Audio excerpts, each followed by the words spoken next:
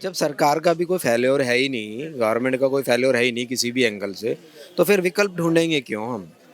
क्यों विकल्प की तलाश करेंगे?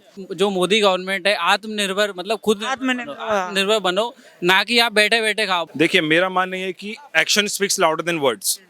और वो अगर हम देखा जाए तो थोड़ा सा हम देखें, बीजेपी जो है वो बहुत वर्क कर रही है, एक्शन उनका दिख रहा है। आर्टिकल 370 कश्मीर से हटा गया, राम मंदिर के ऊपर किया गया।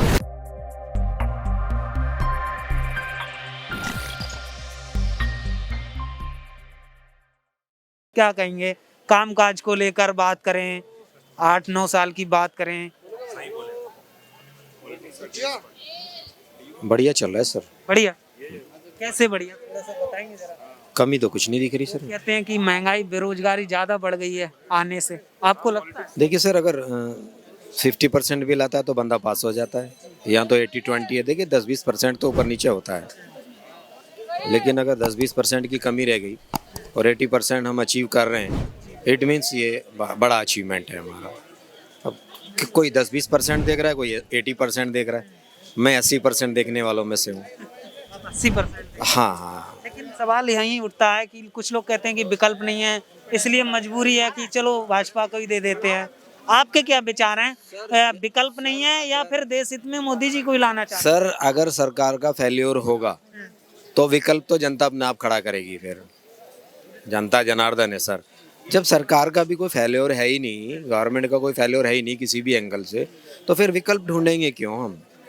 क्यों विकल्प की तलाश करेंगे? मनमोहन जी के टाइम में लोगों को लगता था कोई विकल्प ही नहीं है। वहाँ सरकार का किसी लेवल पे फेल्योर हुआ तो पब्लिक ने अपने आप ढूंढ लिया कि भाई मोदी जी को गुजरात से सेंटर में लेके आओ।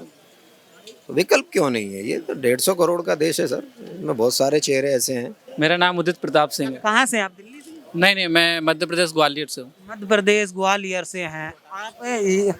जैसे 2024 की जो चर्चा चल रही है लगातार, एक तरफ राहुल गांधी की भारत जोड़ो यात्रा चल रही है, क्या लगता है आपको देश का अगला प्रधानमंत्री कौन होना चाहिए? मेरे हिसाब से तो नरेंद्र मोदी होना चाहिए। बेसिकली क्यों होना चाहिए, क्योंकि जैसे मैं एमपी गवर्नमेंट में देखा हूँ कि एजुकेशन के हिसाब से बहुत ग्रो किया है। और अभी वो बोलना चाहिए इन्वेस्ट जो होना चाहिए, एमपी में भी बहुत हुआ है, विदेशी फॉरेन कंपनीज आई है एंड एम्प्लॉयमेंट भी बढ़ा है।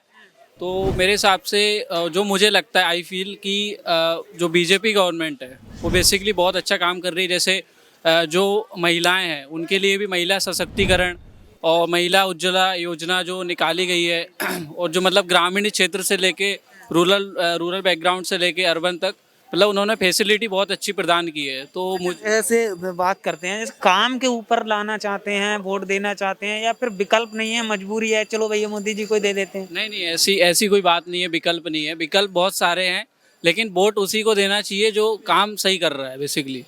तो काम के नाम पर काम के नाम पे और जो स्टूडेंट के लिए बेसिकली कर रहा है। मैं स्टूडेंट हूँ, मैं समझता हूँ कि बेसिकली क्या प्रायोरिटी और क्या मतलब होना चाहिए हमारे लिए। तो बेसिकली काम होना चाहिए। और जो बोलते हैं कि बैठे बैठे नहीं खाना है, मतलब जो मोदी गवर्नमेंट है आत्मनिर्भर मतलब खुद निर्भर बनो, ना कि आप बैठे बैठे खाओ, 12 घंटे काम करे बस बैठ गए, ऐसा नहीं। आप युवा हैं, आपके विचार क्या हैं? मैं ड्यू का स्टूडेंट हूँ और मेरा मानना ये है कि देखिए, सब सरकार अपने हिसाब से सब बेस्ट ही करना चाहती है। देखिए, है ना, अपने टाइम पे जब कांग्रेस आई थी, उसने भी जब हमारा देश आज़ाद हुआ, बहुत सारे ऐसे चैलेंजेस थे जो आज के टाइम में बीजेपी के पास नहीं है। आज के टाइम पे बीजेपी सेट है थोड़ी, ठीक है। थोड़ा जब वो आई 2014-12 में तो वो सेट ही थोड़ी सी उनको बैकग्राउंड मिला हुआ था। आज के टाइम पे अगर हम देखें, जब इंडिपेंडेंस हुआ था तब बहुत सारी ऐसी चीज़ें थी जो शायद अगर बीजेपी होती तो वो उतना अच्छे से नहीं कर पाती या कर भी लेती।